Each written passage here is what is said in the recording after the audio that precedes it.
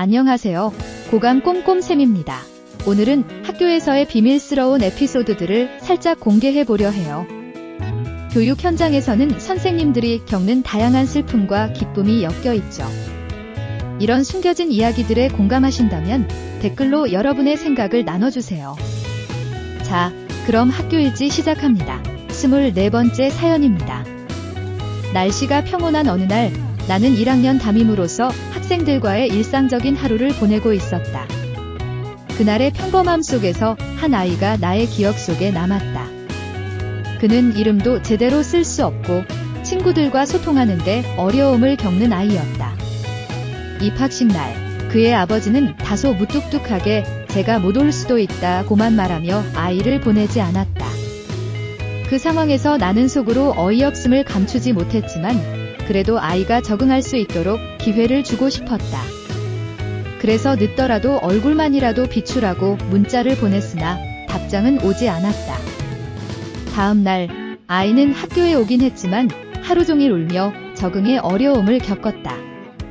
그 모습을 보며 나는 안타까움과 걱정을 느꼈다. 다행히도 같은 학급의 특수학생과 수준이 비슷해 서로 어울려 놀 수 있었다. 그 모습을 보며 나는 그래도 친구가 생겼구나 싶어 안도했다. 그러던 어느 날 방과 후 갑자기 아이의 아버지에게서 격앙된 전화를 받았다. 우리 애가 다친 거 알고 있냐? 애들도 교실에 별로 없는데 그것도 관리 못하고 뭐 하는 거냐? 나는 영문을 몰라 당황스러웠다. 무슨 말씀이신지요? 라고 물으니 그는 더 큰 목소리로 특수학생이 지난주에 우리의 얼굴을 긁었는데 오늘도 또 긁혀왔다. 지난번에도 화가 났지만 교사에게 따지면 자기 애를 가둬두고 뭐라고 할까봐 말을 안 하고 참았다며 분노를 터뜨렸다. 그는 주변 친척들에게 전화를 바꿔주며 지름이 뭐냐, 교육청에 연락하겠다는 협박성 발언까지 이어갔다. 나는 우선 다친 걸 인지하지 못한 점에 대해 사과드렸다.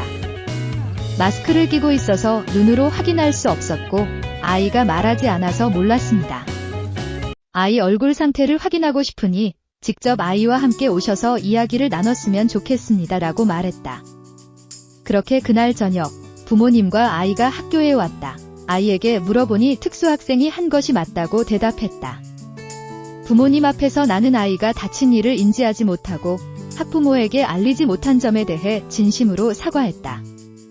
그러나 아버지는 여전히 격노하며 특수학생을 악마 같은 아이라고 표현하기까지 했다.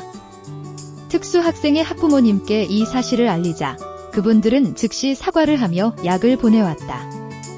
그러나 아이의 부모님은 여전히 분이 풀리지 않는 듯 했다. 상황이 복잡해지자 나는 다른 학생들에게 사건에 대해 물어보았다. 아이가 먼저 특수학생의 필통을 숨기거나 가져갔다는 사실을 확인할 수 있었다. 특수학생은 그것에 화가 나서 아이의 얼굴을 긁은 것이었다. 이 사실을 부모님께 안내하자 그제서야 조금 진정하셨다. 이후 쉬는 시간마다 지켜보니 아이가 계속해서 특수학생에게 먼저 다가가 장난을 치는 모습이 보였다. 나는 이 상황이 다시는 일어나지 않도록 유심히 지켜보며 아이들을 지도했다. 그러나 시간이 흐르고 아이는 다른 학교로 전학을 갔다. 나는 이 사건이 남긴 후유증을 느끼며 한숨을 내쉬었다. 만약 아이가 그대로 남아있었다면 나는 계속해서 그 학생만을 감시해야 했을 것이다. 그 아이는 특수학생과 어울려 노는 것이 전부였기에 수업 시간에도 다른 학생들보다 더 신경을 써야 했다. 이런 폭언을 듣고 난 이후 나는 그런 의욕이 사라졌다. 더군다나 이 아이의 어머니는 평소에도 문자로 스트레스를 주는 학부모였다.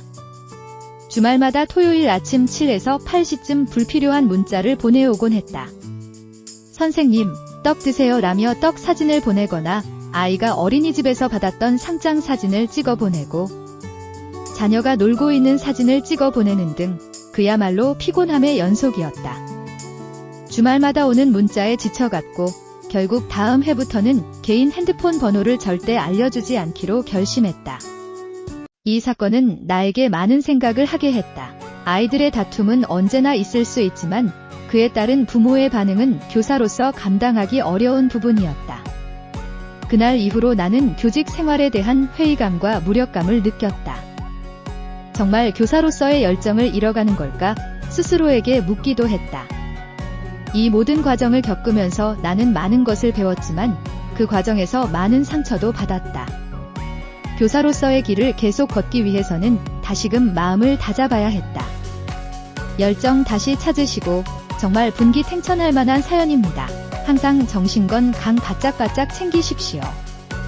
여러분의 노고에 진심으로 응원과 감사를 보냅니다. 좋은 사연 있으시면 메일로 언제든 보내주세요. 사연 채택된 분들께 커피 쿠폰 보내드리겠습니다. 24번째 학교일지였습니다. 지금까지 고감 꼼꼼쌤이었습니다. 아디오스.